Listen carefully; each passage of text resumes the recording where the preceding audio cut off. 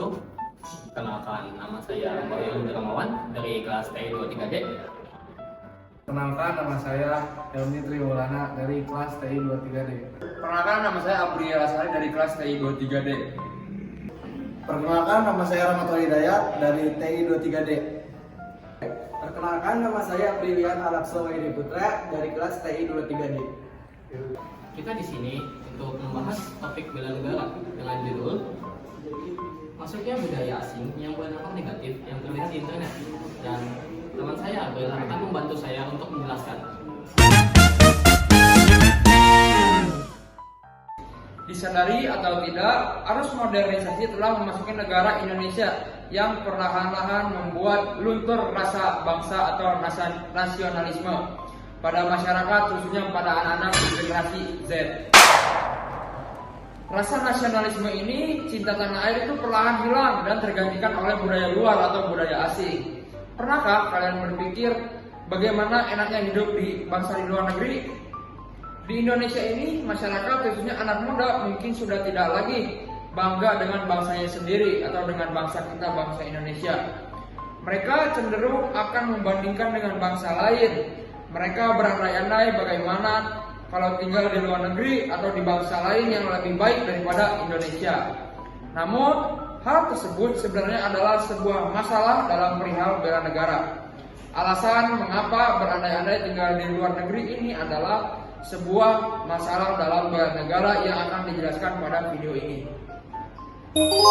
Sebelum kita masuk ke permasalahan, biarkan saya menjelaskan apa itu bela negara. Istilah bela negara dapat kita temukan dalam rumusan pasal 27 ayat 3 Undang-Undang Dasar Negara Republik Indonesia tahun 1945. Pasal 27 ayat 3 menyatakan setiap warga negara berhak dan wajib ikut serta dalam upaya pembelaan negara. Pasal 27 ayat 3 tersebut dapat disimpulkan bahwa usaha pembelaan negara merupakan hak dan kewajiban setiap warga negara Indonesia. Hal ini berkonsekuensi bahwa setiap warga negara berhak dan wajib untuk turut serta dalam menentukan kebijakan tentang pembelaan negara melalui lembaga-lembaga perwakilan sesuai dengan Undang-Undang Dasar dan perundang-undangan yang berlaku, termasuk pula aktivitas bela negara.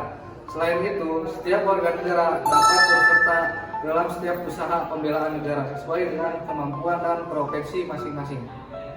Dalam Undang-Undang Nomor 3 Tahun 2002 tentang Pertahanan Negara pasal 9 ayat 1 disebutkan bahwa setiap warga negara berhak dan wajib ikut serta dalam upaya bela negara yang diwujudkan dalam penyelenggaraan pertahanan negara.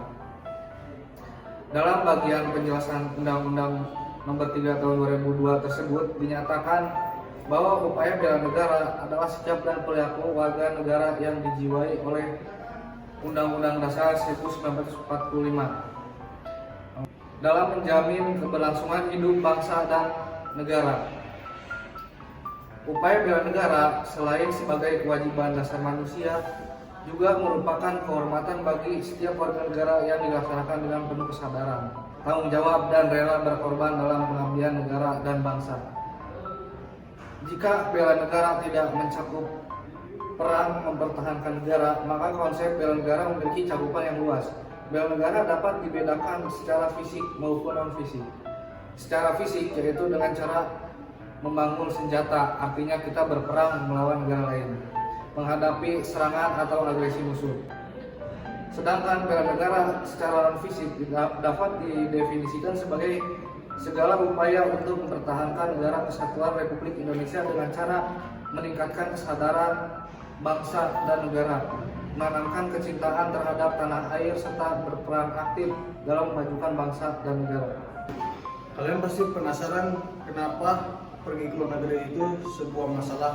Salah satu masalah yang disebabkan oleh pergi ke luar negeri adalah brain drain. Apa itu brain drain? Secara sederhana, brain drain adalah human capital flight, merupakan hengkangnya kaum intelektual, ilmuwan, cendekiawan dan dari negerinya sendiri dan menetap di negeri. Alasan yang melatar belakanginya juga bisa beragam. Ada alasan politis, ekonomi, dan budaya.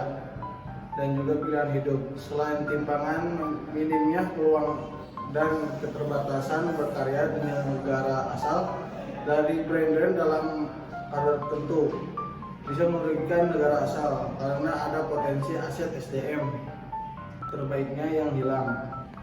Sebaiknya hal tersebut menguntungkan bagi negara baru yang dipilih karena negara yang dipilih ujug-ujug mendapat durian runtuh berupa SDM terbaik.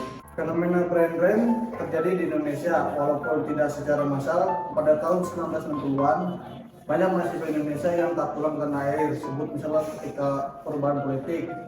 Pada tahun 1965 dari Orde Lama ke Orde Baru, banyak mahasiswa Indonesia yang sedang belajar di universitas di Rusia ataupun PTN di negara Eropa Timur dan memilih tak pulang ke tanah air. Demikian juga pada tahun 1980-an ketika Menteri B.J. Habibie mengirimkan utusan remaja potensial untuk belajar di luar negeri. Banyak perusahaan lulusan luar negeri tersebut yang tak langsung pulang dan berkhidmat di luar negeri.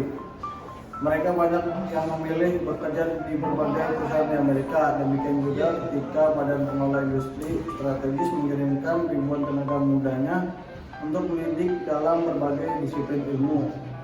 Mereka dikirimkan untuk menjadi ahli pesawat, telekomunikasi, ahli kelautan, dan ahli satelit.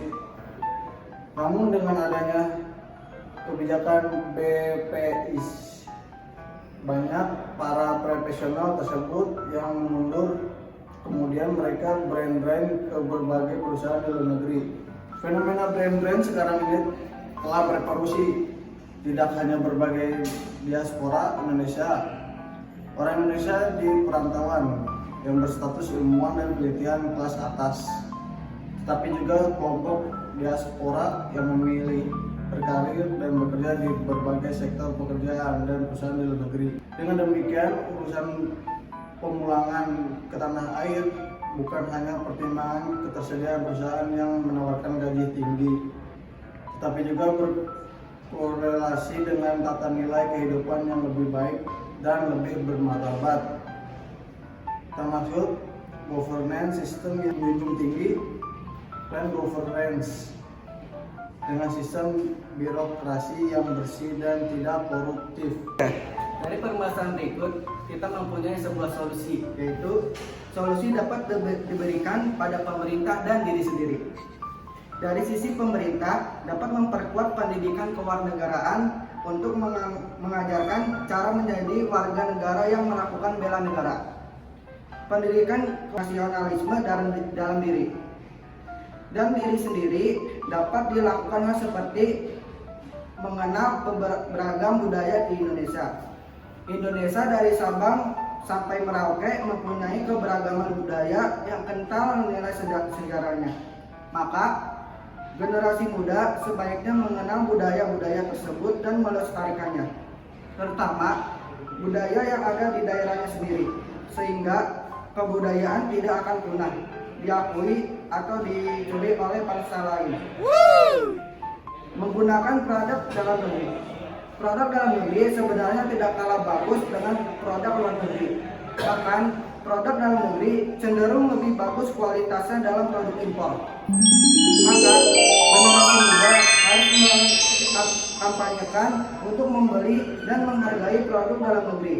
Jangan selalu menggunakan produk impor, sebab ini bisa mengurangi rasa kepercayaan kepada produk dalam negeri. Banyak orang beranggapan bahwa kerja di luar negeri itu lebih baik dibandingkan kerja di Indonesia. Banyak pengguna internet yang beranggapan kerja di luar negeri itu lebih baik. Ada banyak contohnya kami juga menemukan di sosial media, yaitu seperti TikTok. Video yang diunggah pengguna TikTok bernama Miss Siba Dutar ini menertawakan dan merendahkan bekerja di Indonesia ini. Dia membuat perbandingan yang tidak masuk akal. Dia hanya mengutamakan gaji pekerjaan dalam rupiah yang belum dikurangi oleh gaya hidup di sana. Dalam komentar pun sama netizen menawarkan mempunyai pekerjaan di negeri sendiri ini. Pergi ke luar negeri adalah hal yang hebat, tetapi tetap tinggal dan bekerja di sana adalah masalah bagi negara kita. Kerja di luar negeri menimbulkan fenomena brain drain yang merugikan negara. Solusi untuk permasalahannya adalah dengan mempelajari pendidikan kewarganegaraan, mengenal beragam budaya Indonesia, menggunakan produk dalam negeri, dan lainnya.